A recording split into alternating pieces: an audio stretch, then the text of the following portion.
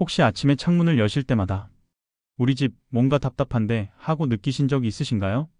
풍수에서는 집값이나 평수보다 더 중요한 게 있습니다. 바로 창문 밖에 무엇이 보이느냐, 그 풍경이 어떤 기운을 집 안으로 끌어들이느냐입니다. 오늘 영상은 한 문장으로 시작합니다. 창문에 이것이 보이면 절대 팔지 마십시오. 인생의 흐름이 달라집니다. 같은 동, 같은 구조라도 어떤 집은 일이 술술 풀리고 어떤 집은 자꾸 막히는 이유가 바로 여기에 있습니다. 앞으로 20분 동안 저는 창밖 풍경이 어떻게 재물운, 건강운, 관계운의 흐름을 바꾸는지 쉽고 차분하게 사례와 함께 안내드리겠습니다. 특히 시니어 분들이 바로 실천하실 수 있도록 복잡한 이론은 덜고 생활 속 기준만 콕 짚어드리겠습니다. 본격적으로 시작하기 전에 한 가지 부탁드립니다. 이 채널은 집과 삶의 흐름을 안정시키는 풍수 지혜를 매주 정리해드리고 있습니다. 영상이 끝나기 전에 놓치지 않도록 지금 구독과 좋아요를 눌러주시면 앞으로도 필요한 때에 정확한 정보가 찾아갑니다. 알림 설정까지 해두시면 더 좋습니다. 오늘 보실 내용은 단순한 미신이 아닙니다. 수십 년 동안 현장에서 검증된 원리와 실제 가정에서 나타난 변화를 토대로 정리했습니다. 창밖의 산, 물, 나무, 빛과 바람, 시야의 트임을 어떻게 읽고 활용해야 하는지, 그리고 반대로 어떤 신호가 보이면 조심해야 하는지 차근차근 밝혀드리겠습니다. 준비되셨다면 이제 첫 번째 신호부터 시작하겠습니다. 여러분의 창문에 이것이 보인다면 그 집은 오래 지키셔야 합니다. 시간이 지날수록 복이 쌓이는 자리일 수 있으니까요. 여러분, 혹시 이런 말 들어보셨나요? 같은 집이라도 창문이 바라보는 방향이 그 사람의 운을 바꾼다.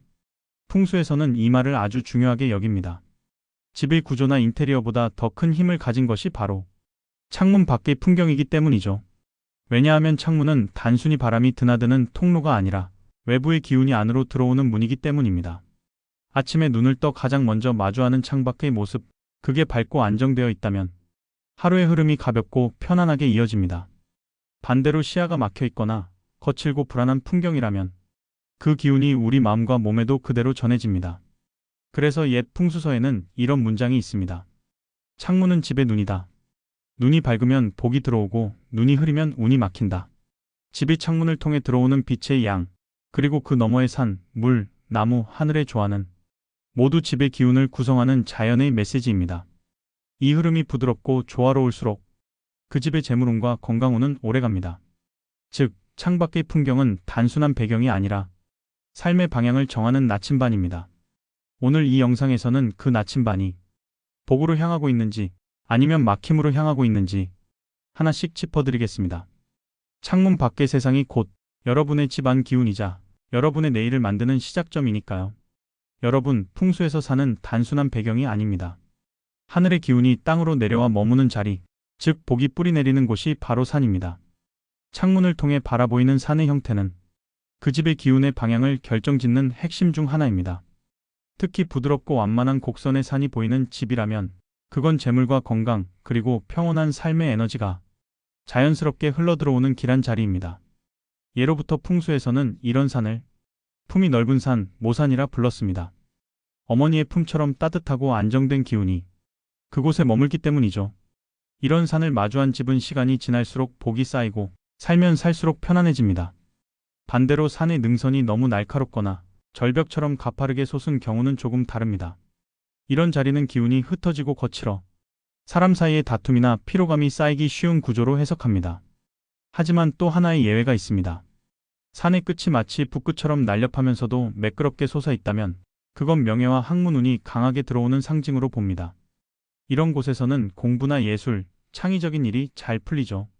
즉, 산의 모양만 잘 읽어도 그 집이 돈이 쌓이는 자리인지 기운이 흩어지는 자리인지를 금방 알 수 있습니다. 그리고 또 한 가지 중요한 기준은 거리감입니다. 산이 너무 멀리 있으면 기운이 약하고 너무 가까워도 압박감이 생겨 불안정해집니다.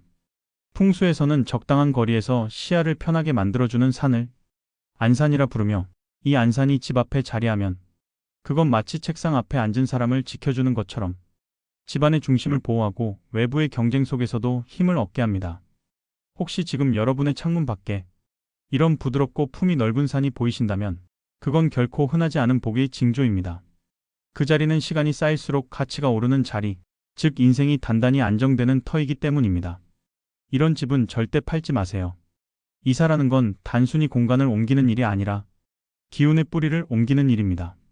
좋은 산을 마주한 자리를 떠난다는 건 자연의 복을 스스로 놓치는 것과 같습니다. 살다 보면 돈이 줄 때도 있고 일이 막힐 때도 있습니다. 하지만 산이 그 집을 감싸고 있다면 그건 이미 하늘이 복을 내려준 자리입니다. 시간이 지나면 반드시 회복되고 그 땅의 기운이 다시 사람을 일으켜 세웁니다. 여러분의 창문에 산이 보인다면 그건 단순한 풍경이 아니라 당신의 인생을 받쳐주는 보이지 않는 기둥입니다. 그 기둥이 서 있는 한 복은 사라지지 않습니다. 그 자리는 절대 팔지 마시고 오래 지키시길 바랍니다. 산이 집의 기운의 근본을 잡아주는 존재라면 그 아래에서 흐르는 물은 복의 순환을 만들어주는 존재입니다. 땅이 복을 품고 물이 그 복을 움직이게 하죠. 그래서 풍수에서는 이렇게 말합니다. 산은 사람의 근본을 세우고 물은 재물을 불러온다. 창문을 열었을 때 맑은 물, 잔잔한 물, 고요한 물이 보인다면 그건 재물의 기운이 머물러 있는 폭터입니다. 이런 집은 한동안 일이 막혀도 다시 풀리고 돈이 돌고 도는 순환이 일어나게 됩니다. 특히 유속이 빠르지 않고 빛을 반사하는 맑은 물결은 집안의 금전운뿐 아니라 귀인의 기운까지 불러옵니다. 돈만 들어오는 게 아니라 나를 돕는 사람, 인연의 운까지 함께 따라오는 것이죠. 하지만 반대로 물이 너무 거칠게 흐르거나 탁하고 냄새가 나는 물길이 보인다면 이야기가 다릅니다. 그건 재물이 들어와도 오래 머물지 못하고 흘러나가는 기운으로 바뀌게 됩니다. 이럴 때 풍수에서는 물이 성급하다고 표현합니다. 물의 기운이 급하면 돈도 급히 나가고 마음도 불안정해지기 쉽죠. 그래서 물이 보인다고 해서 다 복이 되는 것은 아닙니다. 중요한 건 그 물이 어떻게 흐르는가입니다. 풍수에서는 이걸 수구라고 부릅니다. 즉, 물이 들어오는 입구와 나가는 출구의 방향이죠. 만약 창문에서 보이는 물이 집 쪽으로 부드럽게 들어오듯 흐른다면 그건 돈과 기회가 자연스럽게 들어오는 형상입니다. 기운이 안으로 모이기 때문에 입수형이라 부릅니다. 반대로 물이 집에서 멀어지는 방향, 즉 등 뒤로 빠르게 흘러나가는 모습이라면 그건 출수형으로 복이 들어와도 오래 머물지 못하고 흩어진다고 봅니다. 이럴 땐 간단한 보완법이 있습니다. 창가에 둥근 수반, 유리잔, 작은 어항이라도 두어 물의 기운을 머물게 하는 상징적인 장치를 만들어주는 겁니다. 작은 물이라도 그 자리에 머물면 그 집의 재물운이 훨씬 안정적으로 흐릅니다. 그리고 또 하나, 물의 위치와 빛의 조화도 중요합니다. 맑은 햇살 아래 잔잔히 빛나는 물결은 양수라에서 기운이 따뜻하고 밝은 흐름입니다. 반대로 어두운 그늘 아래 고여있는 물은 음수라에서 기운이 무겁고 정체되기 쉽죠. 따라서 창문에서 물이 보일 때 그 물이 햇살을 받아 반짝이고 있다면 그건 하늘의 기운이 함께 머무는 폭터입니다. 혹시 여러분의 집 창문에서 강, 하천, 호수, 연못, 분수대 같은 물이 보이신다면 그건 함부로 떠나면 안 되는 자리입니다.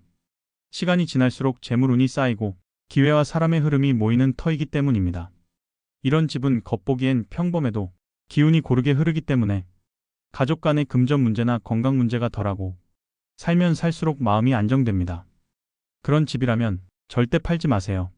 그 자리는 돈이 머물고 인연이 이어지며 시간이 지날수록 복이 커지는 재물의 자리입니다. 물이 머무는 자리는 재물이 머무는 자리이기도 하지만 그 물이 흘러가며 또 다른 생명을 키워냅니다. 그 생명이 바로 나무의 기운입니다. 여러분, 창문 밖에 나무가 보인다면 그건 단순한 풍경이 아닙니다. 풍수에서 나무는 생명, 성장, 확장의 기운을 상징합니다. 즉, 나무가 보이는 집은 언제나 기운이 자라나는 집입니다. 나무는 흙의 기운에서 자라나 햇빛과 바람을 머금는 존재입니다. 그래서 집 밖에 건강하고 푸른 나무가 보인다면 그건 땅의 기운과 하늘의 기운이 조화를 이루는 아주 드문 생기지라 할 수 있습니다. 특히 곱게 자라난 나무나 사계절의 변화를 느낄 수 있는 화렵수가 있는 자리라면 더욱 좋습니다. 봄에는 새순이 피고 여름에는 그늘을 만들고 가을에는 색이 변하며 겨울에는 다시 기다림을 품죠. 그 모든 순환이 바로 기운의 순환이며 그 기운이 집 안으로 들어오면 삶에도 순환과 활력이 생깁니다. 또 풍수의 오행으로 보면 나무는 불을 살리고 불은 흙을 낳습니다. 즉, 나무의 기운이 있으면 가정에 따뜻함이 생기고 그 따뜻함이 결국 재물과 건강으로 이어집니다. 그래서 옛 풍수에서는 이렇게 말했죠.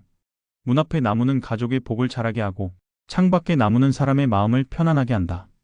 하지만 모든 나무가 좋은 건 아닙니다. 죽은 나무, 가지가 부러진 나무, 혹은 창을 가려 어둡게 만드는 나무는 기운을 막고 답답함을 불러올 수 있습니다. 이럴 땐 가지를 조금 정리하거나 커튼의 방향, 가구의 배치를 조정해서 시야가 다시 열리게 만들어야 합니다.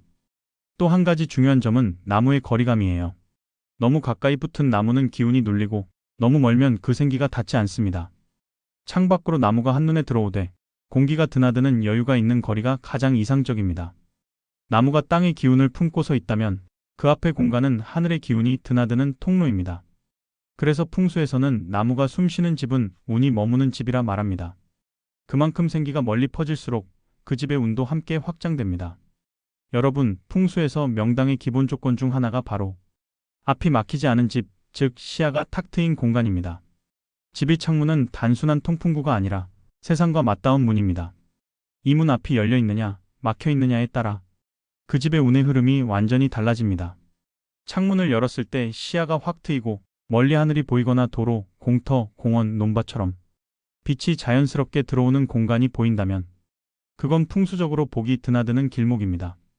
이런 자리는 외부의 좋은 기운이 장벽에 막히지 않고 자유롭게 드나듭니다.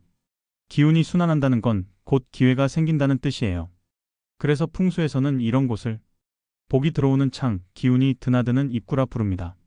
반대로 창문 바로 앞이 높은 벽, 큰 건물, 담장, 옆동의 베란다로 막혀 있다면 그건 기운이 막힌 자리, 다시 말해 운이 답답하게 정체되는 곳입니다.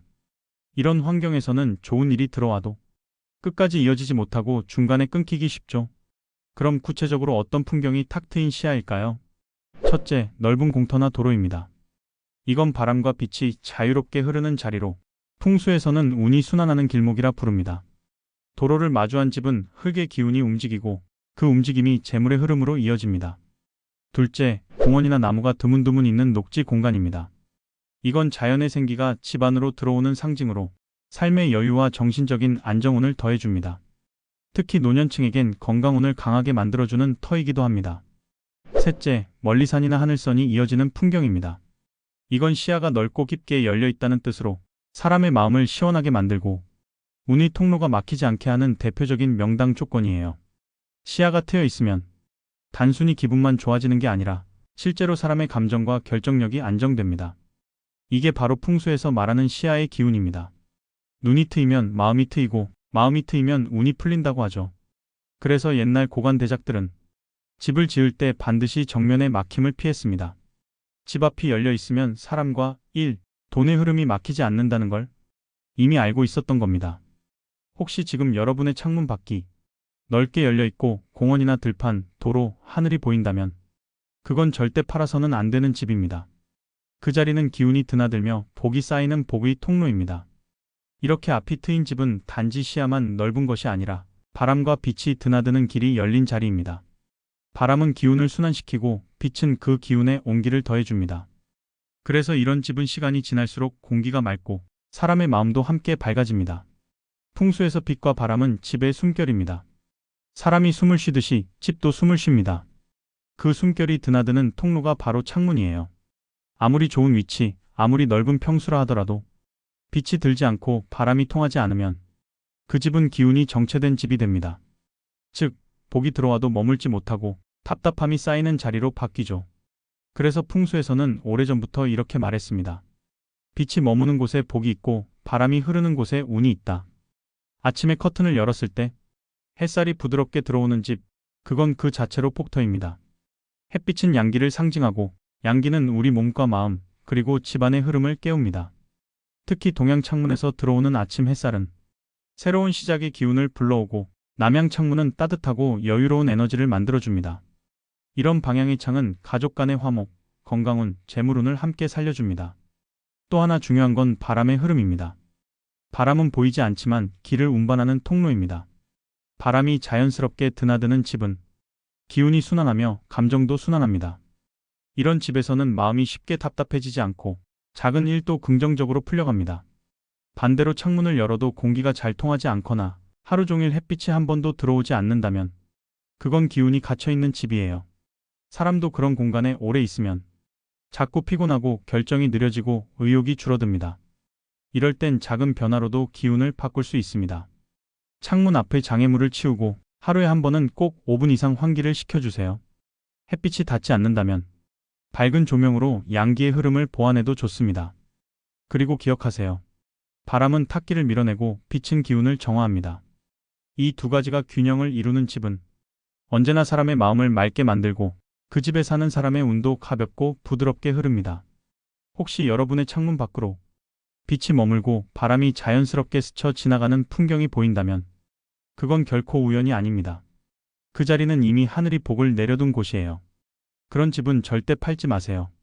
그곳은 돈보다 귀한 기운의 집, 시간이 지날수록 사람의 건강과 복이 자라는 생명의 자리입니다.